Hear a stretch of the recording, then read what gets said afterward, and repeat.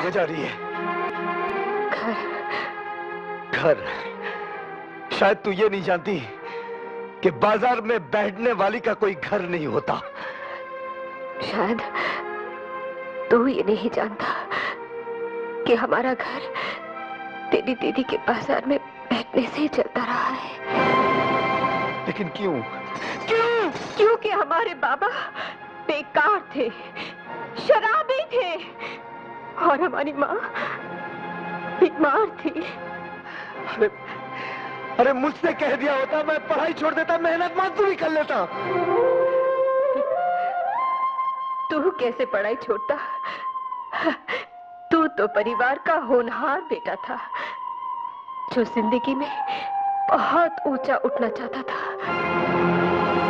तो मुझे ऊंचा उठाने के लिए तू क्यों नीचे गिर गया? दीदी चली गई,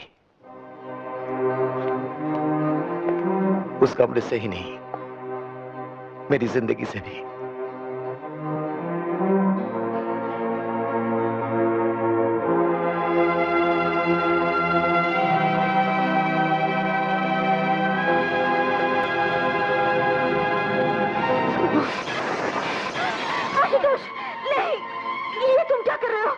उस हाथ को सजा दे रहा हूं जिसने दीदी को मुझसे दूर किया। दीदी जरूर मिलेंगी। मैं कहता हूं छोड़ दो। हम दोनों साथ मिलकर उन्हें ढूंढेंगे।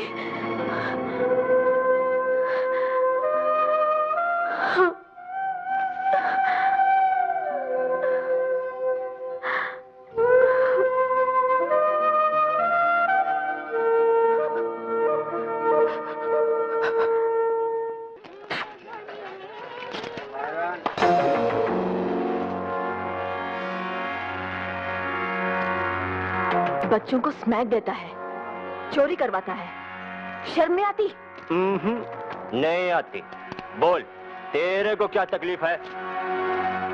तकलीफ में तो आप पड़ जाइएगा। तेरी तो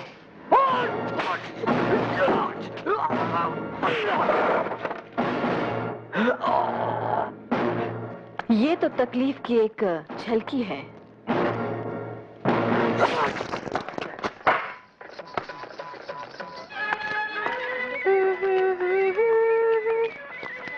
सुनिए, यहाँ जानकी का घर कहाँ है?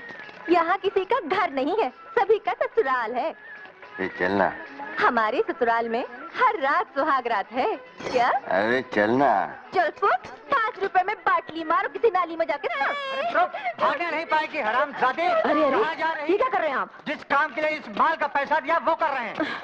देखिए, ये माल नहीं, एक मासूम बच्ची है, वो भी आपकी पोती की उम्र की। अरे क्या हुआ, क्या बात है? अरे छोटी उम्र की लड़की के नाम है, मोटी रकम वसूल कर ली, अब धक्का मार के भगा रहे हैं। मैं भी बुला के लाता हूँ टोनी को।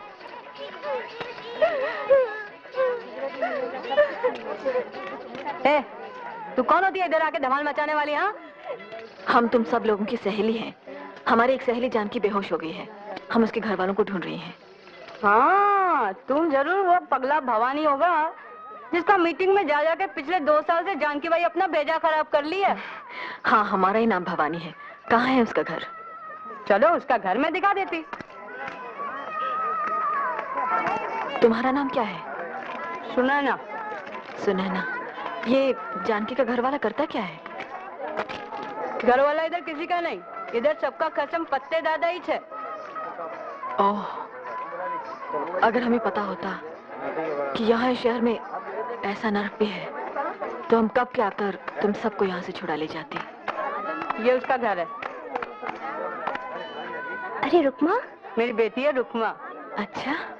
ये गोपी है, जानकी की बेटी, बेचारी अंधी है। ए गोपी, भाई से बात कर जरा। पहले हमसे बात कर जानी, तुझे क्या परेशानी है? हमें परेशानी ये है कि आप 2-2, 4-4 रुपए के लिए अपनी बहनों को बेचते हैं। तेरी जैसी बहन के तो 2-4 हजार दिलवा सकते हैं अपन। हमें तो ऐसा दमखम वाला असली मर्द चाहिए जो हमें जीत सके। अपन तो गारंटी शुदा मर्द है जाने मन।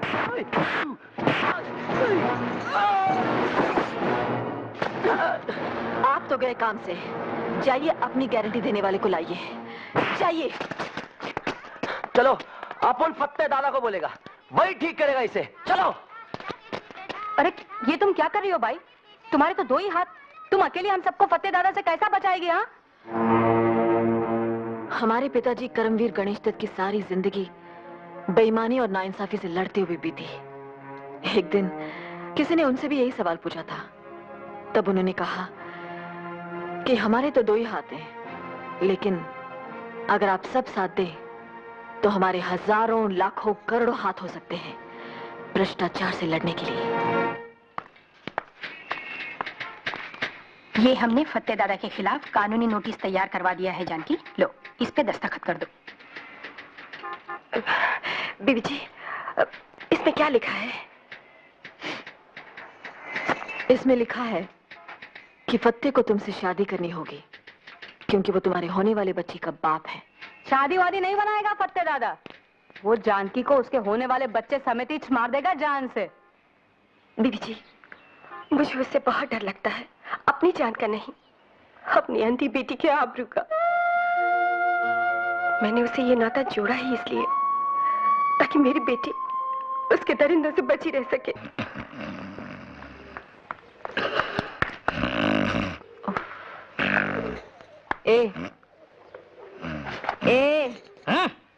मैं ए नहीं, बी नहीं, सी भी नहीं, मैं सीधा आगे जाके B for victory, B for Vinayak.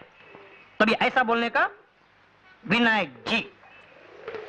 आप XYZ कोई हो हमारी बला से। अब आप सीधे से बैठे और एक रिपोर्ट दर्ज करें। फोकट में इधर कोई काम होता ही नहीं है। रिपोर्ट लिखने का है, पैसा दो। रिपोर्ट काटने का है, तो अपन पैसा दो। ड्यूटी पर ऊँघते हैं और खुलेआम घूस मांगते हैं, ये क्या हिमाकत है? इस थाने का इंस्पेक्टर कहाँ है? इंस्पेक्टर दास। आशुतोष दास।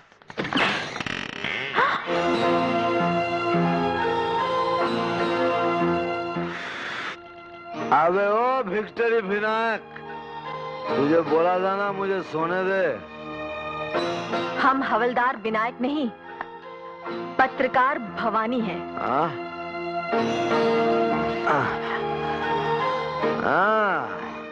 ये छुरी तो बस भालो जी ने जी।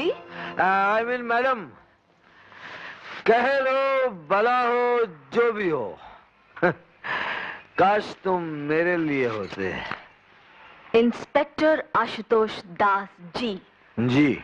आप अपनी होश और हवास खुद ही दुरुस्त कर ले तो बेहतर, वरना बेकार हमें जहमत उठानी पड़ जाएगी, समझे? ओरे बाबा रे, ओरे बाबा, ये जनाना तो बेसी मर्दाना। हम तो आपसे आपके हवलदार की शिकायत करने आई थी, लेकिन आप तो उससे भी गए गुजरे निकले। क्यों, क्या खराबी है? अब आप कायदे से वर्दी पहने अपनी सीट पर बैठे और फत्ते के खिलाफ हम जो रिपोर्ट दर्ज कराने आई है उसे दर्ज करें। इश इश इश, कितना ज्यादा बात आप एक साथ बोल जाती हैं। जरा धीरे धीरे प्यार से समझा के बोलिए मैडम। आप ड्यूटी के वक्त थाने में शराब पीते हैं? ड्यूटी के बाद घर में भी पीता हूँ, लेकिन मुफ्त की नहीं पीता। बड़ी मेहरबानी करते हैं आप। हमें तो इसलिए भी आपका शुक्रगुजार होना चाहिए कि आप थाने में पड़े सोए रहते हैं। सो तो वो ही सकता है मैडम जिसके दिल और दिमाग पर कोई बोझ ना हो। बोझ डालने के इरादे से ही हम यहाँ आई थी, लेकिन आपके हवलदार ने बताया कि यहाँ बगैर घूस लिए कोई रिपोर्ट नहीं दर्ज की जाती। लेन देन तो दुनिया का दस्तूर है मैडम। जिंदगी और क्या है, सौदों का सिलसिला है। लेकिन हम यहाँ सौदा करने नहीं, रिपोर्ट दर्ज कराने आई हैं कि ऐन आपके थाने के सामने कंगलाटोला में फत्ते दादा ने अंधेर मचा रखा है। देखिए मैडम, सारी पुलिस फत्ते जैसे VIP की रखवाली में है, तो ये जानकी जैसी वेरी ऑर्डिनरी पर्सन की रखवाली के लिए पुलिस कहां से आएगी? है? इसका मतलब आपका हवलदार सही कह रहा था, आप लोग घूस खाए बगैर फत्ते के खिलाफ एक्शन नहीं लेंगे। अरे घूस खा के भी हम फत्ते के खिलाफ कोई एक्शन नहीं ले सकेंगे। एक सच्ची बात बोलता हूं मैडम, फत्ते का तो पुलिस भी कुछ नहीं कर सकती सिवाय हफ्ते में एक बार सलाम करने के। और उसकी दी हुई बख्शिश जेब में डालने की। बिल्कुल ठीक। मैडम, फत्ते का दिल दिमाग काला है लेकिन कपड़ा उजला पहनता है, खादी का। नेता लोग को नोट और वोट दोनों वही दिलवाता है। नेता लोग कहते हैं बुरा मत देखो, बुरा मत सुनो, बुरा मत कहो, बुरा तो बस करो। गलती से अच्छा काम करोगे तो बेमौत मारे जाओगे। हाँ, अगर आप एक्शन नहीं लेंगे तो हम ऊपर जाकर आपकी शिकायत करेंगी। अरे मैडम, जितनी ऊंची दुकान में जाएंगी उतना ही नीचा ईमान पाएंगी।